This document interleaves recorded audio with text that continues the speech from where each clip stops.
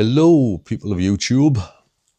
Excuse me, I'm sitting in a onesie in my flat. I would have preferred to do this with more scenic surroundings, but it's a bit of a spontaneous thing. I've wanted to do a quick video on the Criminal Injury Compensation Authority, aka the CICA, for a while since I've started doing this vlogging thing, because it's just something that's a traumatic experience for me, like, and it was meant to be it's meant to be a compensation scheme that helps victims of crime when, from my experience, it was like being put on trial myself. My name's Wayne Irwin. I was the victim of an unprovoked attack just over 5 years ago. Still suffering the impact of that attack now. Via the Criminal Injury Compensation Authority, I've had very little compensation back for that, which I was sort of relying on to get my life back on track. And I can't find any other videos on YouTube of people's personal experiences of dealing with it. So anyway, if you do have personal experiences, let us know if it was a positive one or not in the comments. But the only videos that seem to show up on YouTube is advertisements for solicitors claiming that they're going to get you, the amazing outcome that you deserve. Anyway, I just wanted to give my personal view. So that's what it is. It's Criminal Injury Compensation Authority. The authority is based in Glasgow, which is odd. Scots are known to be very bit tight with the cash, like. And so is this compensation authority. It's to support, compensate victims. I'm reading this from their website. Administers a compensation scheme for injuries caused to victims of violent crime in England, Scotland, and Wales.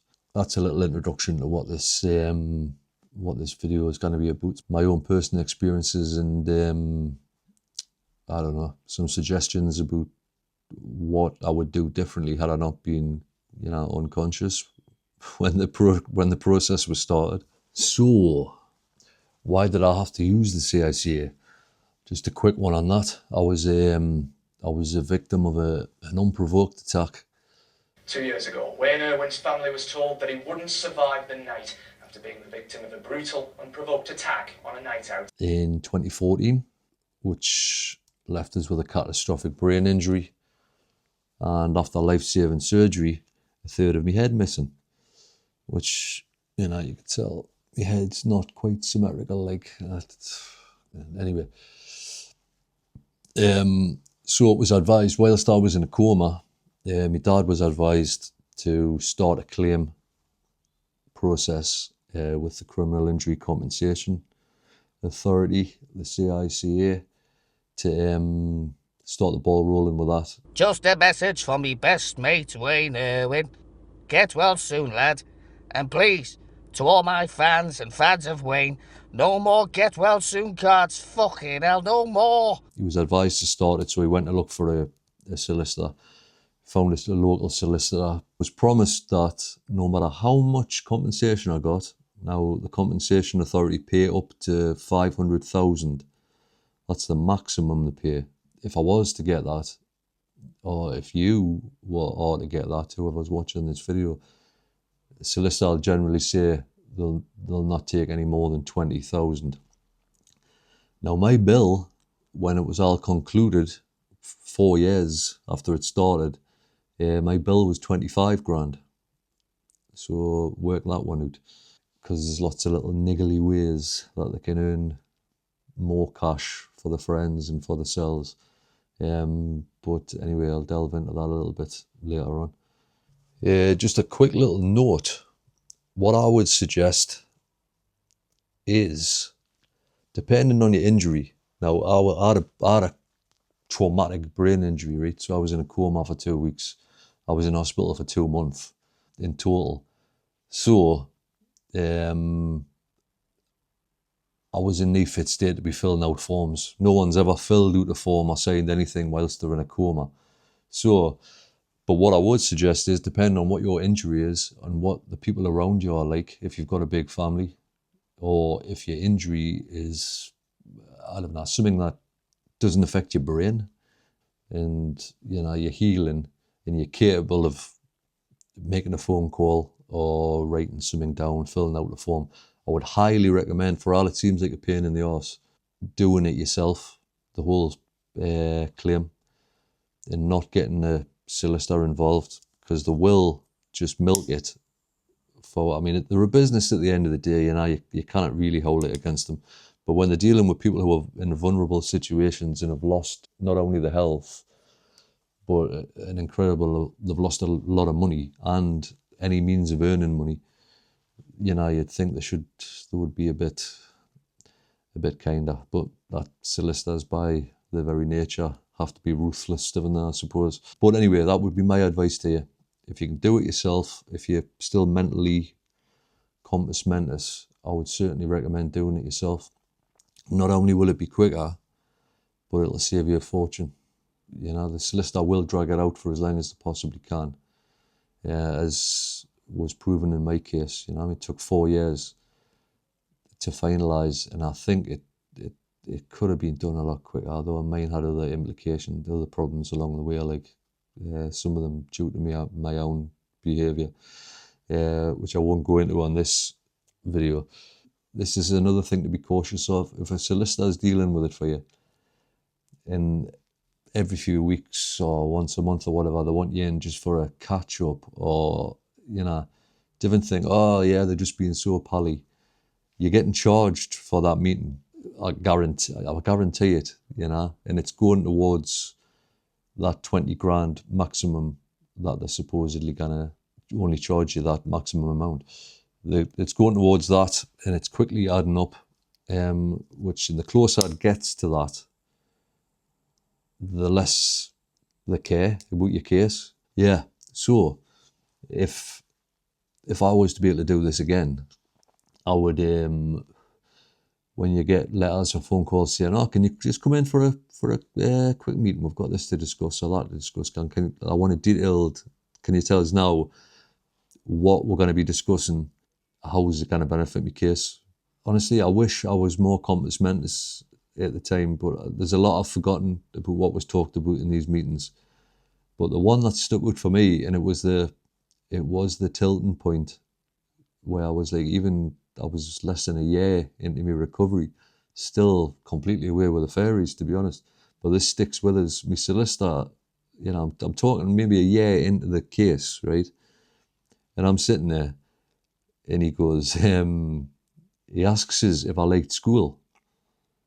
And I just looked at him and I went, what relevance is that got to do with anything? Taking into account I was 35 when the attack happened, and I'd left school 20 years.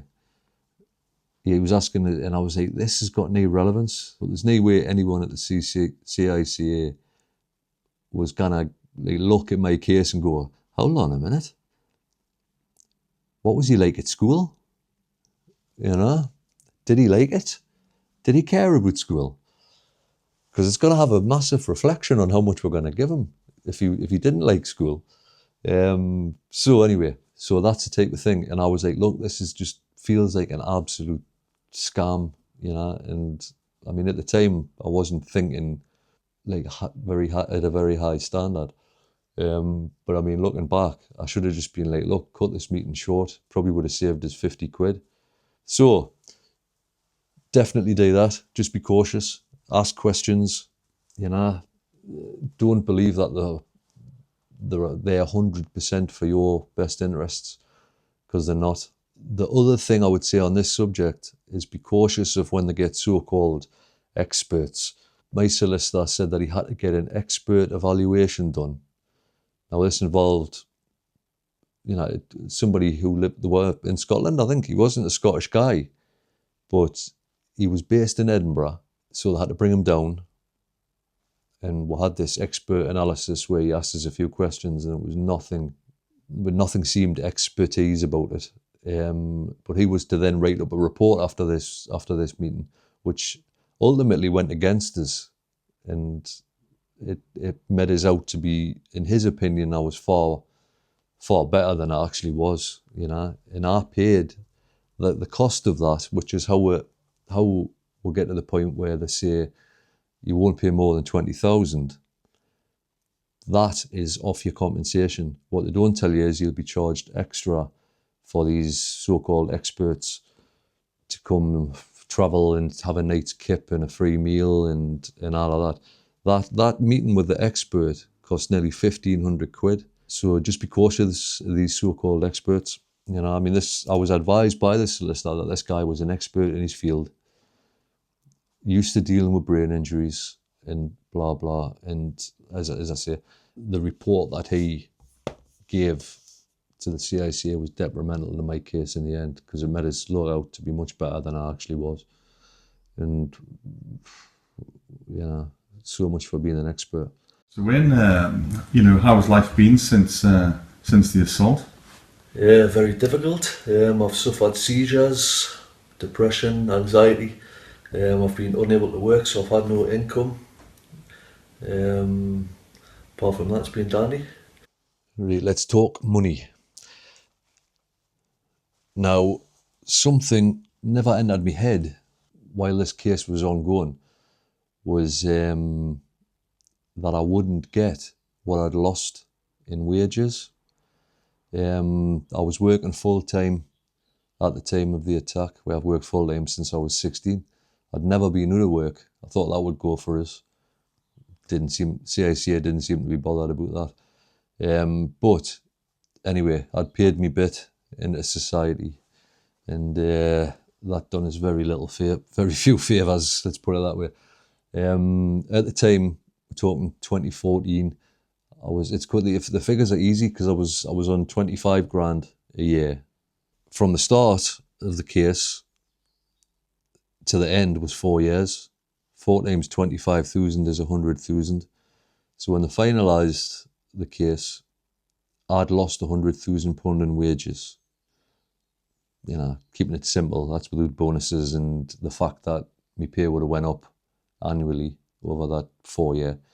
Just keeping the numbers basic, that was a straight 100,000 quid. I never questioned that wouldn't be the case. So I thought, well, you know, even if I get 5 quid for losing a third of my skull, I'm getting the 100 grand that I've lost in wages. Which was a shock to me, and this may be a shock to you, because I'm sure your solicitor hasn't mentioned it here. They don't compensate for lost earnings.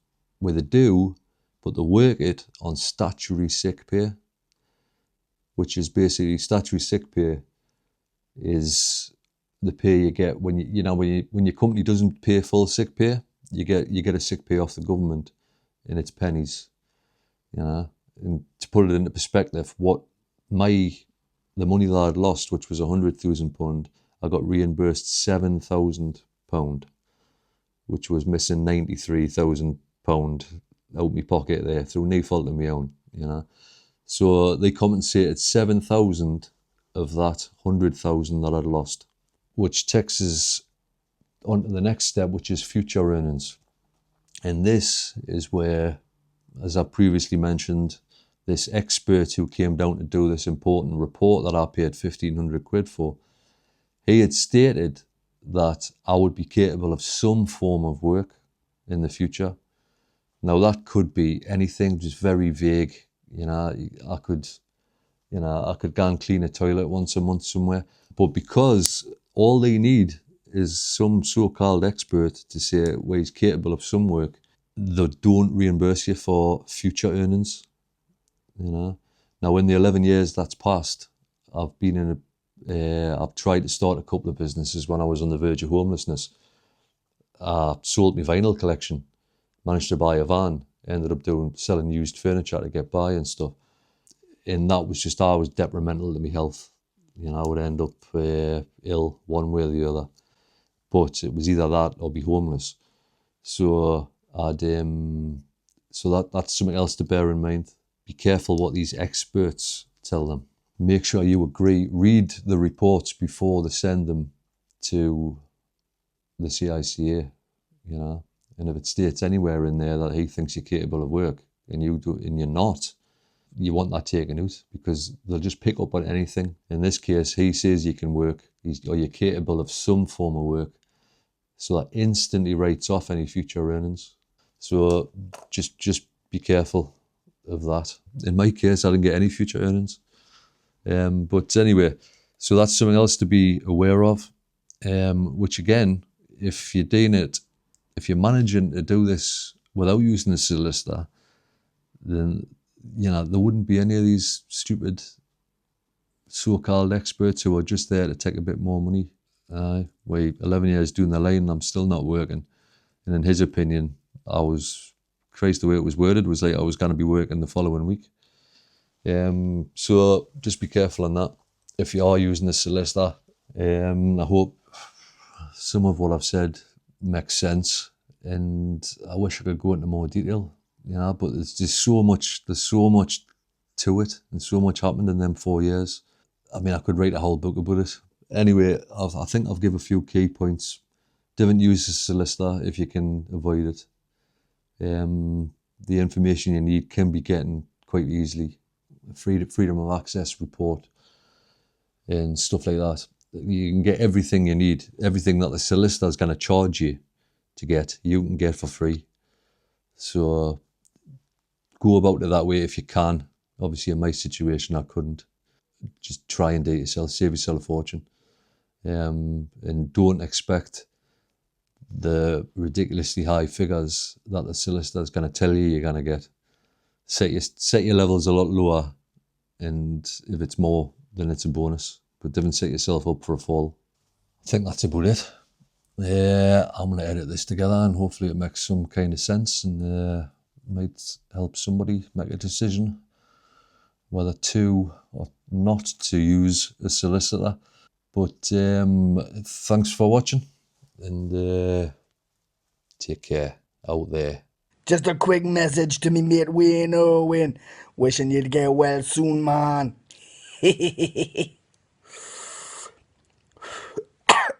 Fucking hell.